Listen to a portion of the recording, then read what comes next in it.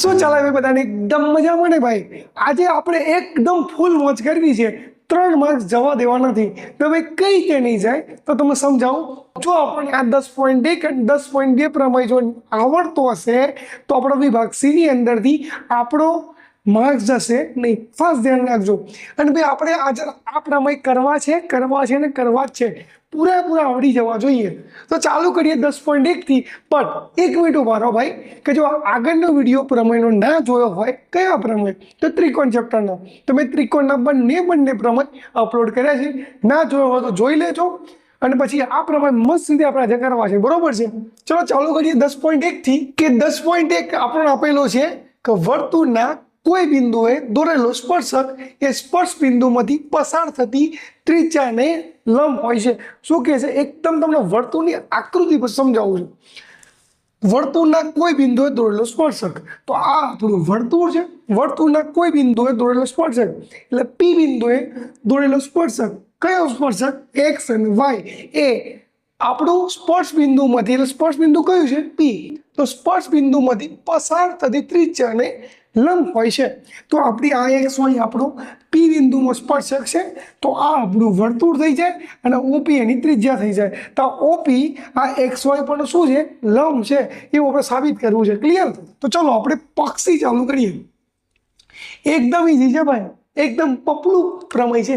પપલું એટલે તમે સમજણ પડે ને ભાઈ, એકદમ ઈઝી. ભાઈ હું ઘણા બધા લોકોને પપલું કે પ્રમેય કહેતો હોઉં છું. પપલું દાખલા કે પપલુંનો મતલબ થાય એકદમ ઈઝી હોય ને એવું, સિમ્પલ. બરાબર? ચલો ભાઈ પક્ષ લખીએ. પક્ષ ક્યાંથી લખશું? તો ભાઈ આકૃતિમાં પણ જે દેખાય ને એ આપણો પક્ષ. ક્લિયર? શું દેખાય છે? તો રેખા એક્સ વાય. કઈ રેખા? આપણી રેખા એક્સ વાય એ ઓ કેન્દ્રવાળા વર્તુળને બિંદુ પી માં સ્પર્શે છે. સ્પર્શે છે એટલે ભાઈ કઈ જગ્યાએ? અડે છે. ક્લિયર? આ ઓ કેન્દ્ર વાળું જે વર્તુળ છે ત્યાં આપણે પી બિંદુએ સ્પર્શ કરે છે, અડે છે. સમજણ પડે છે ને? એના પછી આપણે ભાઈ સાધ્ય. સાધ્યનો મતલબ એવો થાય, બોલો ભાઈ સાધ્યનો મતલબ ખબર છે? આપણું ભાઈ આટલા પ્રમેય કર્યા હોય, પેપર 27 તારીખે છે, નોર્મલી ખબર તો હોવી જ જોઈએ, પણ ફટાફટ એક રિવિઝનમાં જોઈ લઈએ. સાધ્યનો મતલબ થાય જે આપણે સાબિત કરવું છે એને કહેવાય સાધ્ય. સાબિત શું કરવું હતું? ઓપી એ એક્સ વાય પરનો લંબ છે એવું સાબિત કરવું છે. એકદમ ક્લિયર? તો ચલો કરી નાખીએ. ઓપી છે એ એક્સ વાય પરનો લંબ છે એવું આપણે સાબિત કરવું છે. એના પછી ભાઈ સાબિતી. એકદમ ઈઝી સાબિતી છે. ઈઝી એટલે એકદમ શોર્ટ એન્ડ સ્વીટ, આવડી જાય. હા, ત્રિકોણના પ્રમેય થોડા ભારે પડે, તકલીફ પડે, બટ આ તો એકદમ ઈઝી, આવડી જાય એવો પ્રમેય છે. થોડો વિડીયો જુઓ, કમ્પ્લીટલી જુઓ, દોડા વગર જુઓ, 100% તમને મજા આવશે ને એકદમ પ્રમેય આવડી જશે. અને જો આવડી જાય ને કમ્પ્લીટલી તો કોમેન્ટ કરીને કે સર એકદમ પૂરા 3 માર્ક્સ પાકા તમારા. સમજી લો, 2 પ્રમેય કરો, 3 માર્ક્સ ઘેર લઈને જશો. ક્લિયર ને? ઘેર લઈને એટલે ક્યાં? એટલે વિડીયો મૂકે તમારે 3 માર્ક્સ પાકા. સાબિતી ચાલુ કરીએ. સાબિતીમાં જે આપ્યું છે ત્યાંથી થોડુંક નવું કરવાનું, એટલે આ આકૃતિમાં કંઈક નવું કરીએ તો તજ સાબિતી આપણી થઈ જાય. બરાબર? તો પેલા આપ્યું શું છે? તો રેખા એક્સ વાય પર બિંદુ પી ને છોડીને બીજું બિંદુ ક્યુ લો. શું કરવાનું છે ભાઈ? કે રેખા એક્સ વાય પર બિંદુ પી ને છોડીને, એટલે આપણી જે આ એક્સ વાય રેખા છે એટલે પી બિંદુને છોડીને બીજું બિંદુ ક્યુ લો. લો અમે ક્યુ લીધું. પછી શું કરો? ઓ અને ક્યુ ને જોડો. કંઈક નવું કરીએ ને ભાઈ તો જ સાબિત થાય પ્રમાણે, નહીં તો ના થાય. તો રેખાઓ ભાઈ આપણે એક્સ વાય પર પી બિંદુને છોડીને ક્યુ બિંદુ લીધું, તો આપણે લખી દઈએ માટે ઓ ક્યુ દોરવું. ક્લિયર? હવે આપણે સાબિત શું કરવાનું છે? ઓપી લંબ એક્સ વાય કરવો છે તેને આપણે શું કરજો? કે આપણે જે ક્યુ બિંદુ લીધો છે એ ક્યુ બિંદુ છે ક્યાં? તો આપણને દેખાય છે એક્સ વાય રેખા ઉપર છે. તો એ વર્તુળના અંદર છે કે બહાર છે એ આપણે જોવાનું છે. તો આપણે લખી દઈએ, આપણને ખબર પડી એ જોઈને કે ક્યુ બિંદુ એ વર્તુળના બહારના ભાગમાં છે. તો લખી દઈએ માટે બિંદુ ક્યુ એ વર્તુળના બહારના ભાગમાં છે જો તે વર્તુળના અંદરના ભાગમાં હોત તો તે વર્તુળની શું થોત? વર્તુળની છેદિકા થાત. ક્લિયર? એકદમ ઇઝી. મેં શું લખ્યું કે બિંદુ ક્યુ એ વર્તુળના બહારના ભાગમાં છે. જો એ વર્તુળના અંદરના ભાગમાં હોત તો વર્તુળની છેદિકા થઈ જાત. ભાઈ હવે પતો જ આવ્યું છે, બહુ બાકી જ નથી. આ પ્રમેય એટલે એકદમ ઇઝી છે, એકદમ નાનું અને બચ્ચા જેવું છે. 3 માર્ક્સ આપી જાય લે, ધ્યાન રાખજો. ભાઈ હું 10 પોઈન્ટ એક અને પક્ષ આટલું થોડું સાફ કરી દઉં છું એટલે આપણો પ્રમેય સાબિત થઈ જાય. ક્લિયર? માટે ક્યુ બિંદુ એ વર્તુળના બહારના ભાગમાં છે. આપણે સમજ્યા કે બે બિંદુ ક્યુ છે એ વર્તુળના અંદરના ભાગમાં નથી, એ બહારના ભાગમાં છે. માટે ક્યુ બિંદુ, ભાઈ આપણે માટે કઈ લખી દેવાનું, ક્યુ બિંદુ એ વર્તુળના બહારના ભાગમાં છે. માટે તમારે શું થાય તો આપણો જે આ ઓપી છે એના કરતા ઓક્યુ કેવો હશે? મોટો હશે. તો આપણો ઓપી કરતા ઓક્યુ કેવો હશે? મોટો. તો આપણે લખી દઈએ ઓપી લેસ ધેન ઓક્યુ. માટે બિંદુ પી સિવાય આ વિધાન દરેક બિંદુ માટે સાચું છે. દરેક માટે સાચું છે એનો મતલબ કે જે આપણો જે ઓપી રહ્યો એના કરતાં આપણે કોઈ બી જગ્યાએ બિંદુ ક્યુ લઈએ અથવા તો બીજું કોઈ બિંદુ લઈએ તે ઓપી કરતાં દરેક વખત કેવું થશે? મોટું થશે. માટે આપણે લખી દઈએ બિંદુ પી સિવાય આ વિધાન દરેક બિંદુ માટે સાચું છે. માટે સાબિત આપણે શું કરવું હતું? ઓપી લંબ એક્સ વાય કરવું હતું. તો માટે આપણે લખી દઈએ ઓપી લંબ એક્સ અને વાય જે આપણે સાબિત કરવું હતું. લો એમ તમને મળી ગયું.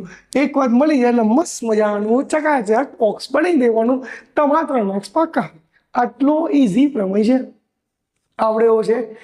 મોજ અને મોજ જ પડે ભાઈ. કમ્પ્લીટલી કરો ને તો રિઝલ્ટ આવે એટલે એકદમ ખુશ થઈ જાય ભાઈ. અને રિઝલ્ટ ઓછું હોત કે ડખા થઈ જાય. સમજો તો પપ્પા મસ્ત દંડો કાઢે, મસ્ત એકદમ સોલી બોલી સમજણ પડી છે ને. એવા ધંધે ના લાગતા ભાઈ. થોડી તૈયારી કરજો. પરીક્ષાના કંઈક હવે અઠવાડિયું મોડ બચ્યું છે. 27 પેપર છે તો મસ્ત તૈયારી કરજો. માર્ક્સ મજા આવે બરાબર. અને માર્ક્સ આવે, રિઝલ્ટ આવે એટલે મને કોમેન્ટ કરજો વિડીયોમાં. એટલે નાનો વિડીયો, હું કોઈ બી વિડીયો મૂકેલો હોય એમાં તમારો એક કોમેન્ટ કરજો સર મને આટલા માર્ક્સ આવ્યા હતા, ગણિતમાં આટલા આવ્યા હતા અથવા તો આ આવ્યા હતા. યાદ રાખજો પેપર પતશે એટલે એક નાનો વિડીયો બનાવે કે મેં આઈએમપી મૂકી હતી, રિવિઝન બેચ મૂકી હતી, એમાં કેટલા બધા દાખલા પૂછાય, ઓલમોસ્ટ દાખલા બેઠા હશે. માઇનોર રકમ ચેન્જ થશે તો કરવાનું ભૂલતા નહીં. અને વિડીયો જોવા ના ભૂલતા અને તમારા મિત્રોને ખાસ મોકલજો. ક્લિયર? તો ચલો આપણે 10.2 જોઈ નાખીએ. બરાબર? 10.1 ગમ્યો કે નહીં? 10.1 આવડી ગયો. 10.1 આવડી ગયો હોય તો આજે એક બીજો પ્રમેય 10.2. આ બે પ્રમેય તમને આવડી જાય ને ભાઈ તો એકદમ મોજ છે. બરોબર છે? તો શું છે જોઈએ. વર્તુળની બહારના બિંદુઓમાંથી વર્તુળને દોરેલા સ્પર્શકોની લંબાઈ સમાન હોય છે. એટલે જુઓ કયું આ વર્તુળ છે એની બહારના બિંદુ એટલે બિંદુ પી થી દોરેલા સ્પર્શકો એટલે આ દોરેલો સ્પર્શક આ ભાઈ અડી ગયું છે હું વિચારી લેજો. બરાબર છે? કારણ કે આપણે મારા સ્કેલ પેન તો છે નહીં તો આમ કહીને દોડું તો હું ડાયરેક્ટલી આમ કહીને દોડ દઉં છું. હે ને? તો સમજી લેવું ભાઈ થોડું ઘણું પ્લસ માઇનસ. હા તમે ભાઈ આમ ના દોડતો હો.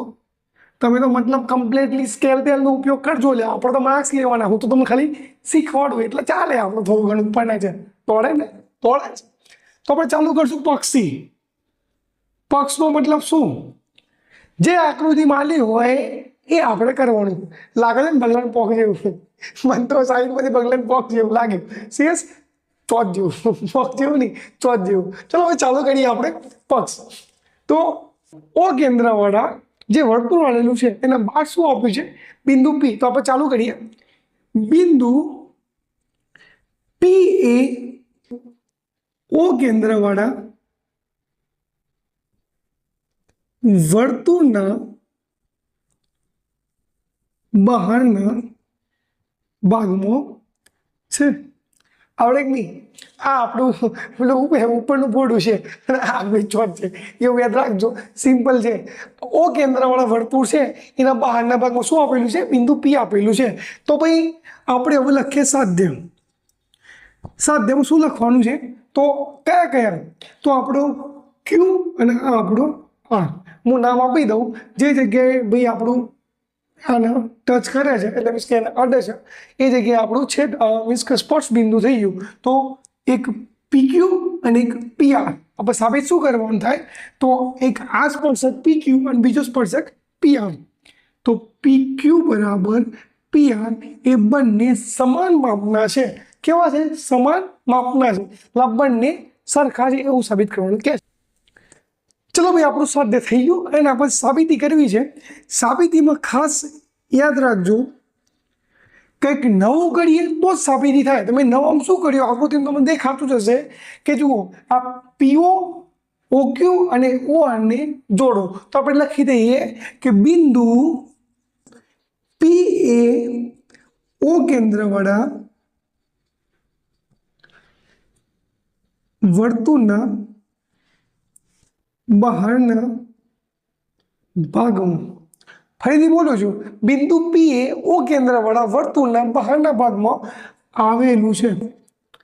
અને તો આપણે એવું લખીએ આવેલું એ નીચે લખું છું ભાગમાં આવેલું હોય તો શું થાય? તો આપણે કર્યું શું થાય?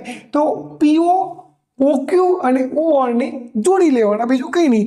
આવેલું હોય તો PO અને OR અને OQ ને જોડો. ક્લિયર? ઓ ભાઈ આ બી પ્રમેય પહેલા જેવો એકદમ સાદો સિમ્પલ છે અને એકદમ ઇઝી પ્રમેય છે, આવડી જાય એવો છે. તો આપણે જો ભાઈ તમે આને જોડશો ને એટલે તમને અલગ અલગ બે ત્રિકોણ દેખાશે. કયા કયા? એક POQ અને બીજો ત્રિકોણ દેખાશે POR. બે ત્રિકોણ થયા. જુઓ આ એક ઉપરવાળો ત્રિકોણ અલગ બન્યો અને નીચેવાળો ત્રિકોણ અલગ બન્યો. એક સાઈડમાં થોડું દોડીને બતાવું. જુઓ આ આપણો ઉપરવાળો ત્રિકોણ બન્યો અને આ આપણો નીચેવાળો ત્રિકોણ બન્યો. તમને આ અલગ અલગ બે ત્રિકોણ દેખાય છે. કયા કયા? એટલે POQ ત્રિકોણ અને બીજો POR ત્રિકોણ. બે ત્રિકોણ બન્યા. તો આપણે શું કરવાનું? આ બંને ત્રિકોણોને એકરૂપ સાબિત કરવાના. તો આપણું ઓટોમેટિક આ મસ્ત રીતે થઈ જાય સાબિત. ક્લિયર? તો આપણે કરી નાખીએ. ઓલરેડી આપણે આ વસ્તુનો મોડલમાં કરેલું જ છે એકરૂપ સાબિત કરવાનું. તો આ આસાની છે ભાઈ, એકદમ ઇઝી છે. ચલો કરી દઈએ. માટે ત્રિકોણ ઉપરવાળો ત્રિકોણ કયો બન્યો? POQ અને નીચેવાળો ત્રિકોણ બન્યો ત્રિકોણ POR. આપણે બંને શું કરવું છે? એકરૂપ સાબિત કર. એકરૂપ એટલે મીન્સ બંને ત્રિકોણ સરખા છે એવું સાબિત કરવું છે. બે ભાઈઓ છે, સમજી લો, બે ભાઈઓ સાબિત કરવા છે. એક કામ કરું, હું આ ઉપરવાળો ભાગ સાફ કરી દઉં, ભૂસી નાખું એટલે ભાઈ આપણને આસાની રહે. ક્લિયર? ભાઈ ત્રિકોણ POQ અને ત્રિકોણ POR છે એને આપણે એકરૂપ સાબિત કરવો છે. કઈ રીતે કરશું? જુઓ નવમાં કરી તું એનું એ જ છે, કંઈ જ નવું નથી. ચલો કરી નાખીએ આપણે. તો જુઓ ઉપરનો ત્રિકોણ અને નીચેવાળા ત્રિકોણમાં સરખું શું છે? તો ઉપરવાળા ત્રિકોણમાં PO બાજુ અને નીચેવાળા ત્રિકોણની PO બાજુ, બંનેની PO બાજુ કેવી છે? સરખી. તો હું લખી દઉં PO બરાબર PO. આ બંનેની કેવી છે બાજુ? કોમન એટલે સરખી છે. બીજું શું સરખું થશે? બીજું તમે સરખું બતાવો. જુઓ આ સ્પર્શક હોય તો આ બંનેનો ખૂણા કેવા થાય? 90 અંશના થાય. તો હું લખી દઉં PRO અને PQO. બંને 90 અંશના ખૂણા થાય. તો બંને ખૂણા 90 અંશના સરખા થાય ભાઈ. તો ચાલો લખી દઈએ ખૂણો PQO અને બીજો ખૂણો થાય PRO. ખૂણો PRO. બંને ખૂણા કેવા થયા? સરખા. પણ કયો ખૂણો બને છે યાદ રાખજો. અહીં હું લખી દઉં છું કાટ ખૂણો બને છે. કયો ખૂણો બને છે? કાટ ખૂણો બને છે. હજી એક વસ્તુ શોધો કે આપણે એકરૂપ સાબિત કરવા માટે 3 વસ્તુ જોઈએ. બરોબર? એક આપણને મળી ભાઈ આ કોમન બાજુ, બીજા આપણને ખૂણો મળ્યું, ત્રીજી કઈ વસ્તુ મળે? બોલો કોણ બોલશે? ફટાફટ જલ્દી કરો. શું કરશો? બોલો ત્રીજી કઈ બાજુ મળશે? મળી? આવડ્યું હોય તો કોમેન્ટ કરીને કહી દો શું મળશે ત્રીજું. ચલો હું જ કહું, તમને આવડી ગયું તો કોમેન્ટ કરજો, ભૂલતા નહીં, ધ્યાન રાખજો. OQ અને OR એ શું છે? વર્તુળની ત્રિજ્યાઓ છે. જો આ આપણું O કેન્દ્ર હતું, એટલે મીન્સ કે આપણું O કેન્દ્ર છે, અને O થી Q અને O થી R આ બંને વર્તુળની ત્રિજ્યા થાય. યાદ રાખજો ભાઈ, વર્તુળની ગમે તેટલી ત્રિજ્યાઓ દોરો, 2, 4, 6, 8, 10, 15, 20 ગમે ત્રિજ્યા દોરો, એક જ વર્તુળમાં ગમે તેટલી ત્રિજ્યા દોરેલી હોય એ દરેક ત્રિજ્યાનું કેવું હોય? સરખું થાય. તો માટે OQ અને OR બંને કેવા થવાના? સરખા. તો લો આ આપણે શું મળી ગઈ? બાજુ મળે. બટ તો ભાઈ આપણે સમજીએ કે આની અંદર કઈ શરત લાગુ પડશે. તો આપણો કાટકોણ ત્રિકોણ અને કાટકોણ ત્રિકોણની સામે બાજુ એટલે આપણો કર્ણ અને ગમે તે આપણે આ તમને બાજુ મળી હતી, એટલે મીન્સ કે ભાઈ ત્રિજ્યા હતી આપણી બાજુ થઈ ગઈ. તો કાટકોણ ત્રિકોણ, કર્ણ અને આપણે બાજુ, તો કઈ શરત લાગુ પડશે?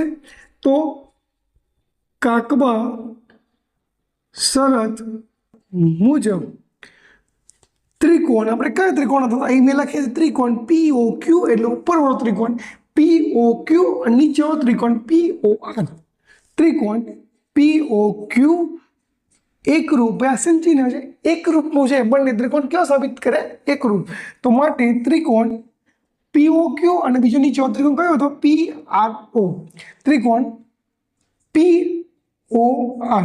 જો ભાઈ PRO લખો અથવા તો POR લખો, એક જ ત્રિકોણ કોઈ ફરક પડતો નથી. તો માટે આ બંને ત્રિકોણ કેવા છે? સરખા, એકરૂપ. અને જો એકરૂપ થતા હોય તો આપણું CPCD કર્ણ PQ બરાબર PR. સાબિત શું કરવું હતું? આ અને આ, એટલે મીન્સ કે PQ સ્પર્શક અને આપણું PR સ્પર્શક. જો ઉપરવાળા ત્રિકોણની PQ બાજુ અને નીચેવાળા ત્રિકોણની PR બાજુ. જો ત્રિકોણ એકરૂપ સાબિત થતા હોય બંને, તો યાદ રાખવાનું CPCT અનુસાર, CPCT એટલે ત્રિકોણ ત્રણે ખૂણા અને ત્રિકોણ ત્રણે બાજુ એ કેવી હશે? સરખી. એકબીજા ત્રિકોણની કેવી હશે? સરખી. તો આપણે લખી દઈએ PQ બરાબર PR. CPCT અનુસાર ભાઈ કેવી થશે? આ સરખા. તો PQ અને PR બંને સ્પર્શકો સરખા થાય. આટલું જ સાબિત કરવું છે. આમાં શું નહીં આવડ્યું ભાઈ? એકદમ ઇઝી પ્રમેય છે, એકદમ મસ્ત પ્રમેય છે. 3 માર્ક્સનો પ્રમેય છે. મેં તમને એક જ વિડીયોમાં બે પ્રમેય લીધા છે, અને બે પ્રમેય જુઓ, બે પ્રમેય 3 માર્ક્સ છે, 2 અને 3. બે પ્રમેય 3 માર્ક્સમાંથી ખાસ યાદ રાખજો, આવડી જાય એવો પ્રમેય છે, અને એક સરસ મજાનો પ્રમેય છે. વિડીયો જોવાનું ના ભૂલતા, કમ્પ્લીટલી દોરા વગર વિડીયો જોજો. અને તમને જો મજા આવી હોય તો તમારા મિત્રને મોકલવા ના ભૂલતા. ભાઈ તમારા સાથ તમારા મિત્રોને લાવવાનો પ્રયત્ન કરો. ના બનતો તો મોકલો. જો ભાઈ આવડી જાય પ્રમેય તો એને બી પ્રમેય મસ્ત રીતે વિડીયો મોકલી દો, તો એને બી આવડી જાય. અને તમારા બધાના બોર્ડના પેપર માટે અત્યારથી 6-7 દિવસ બાકી છે, એટલે હું તમને બધાને બેસ્ટ ઓફ લખ કહું છું. અને પ્રયત્ન કરજો કે સરસ મજાનું પેપર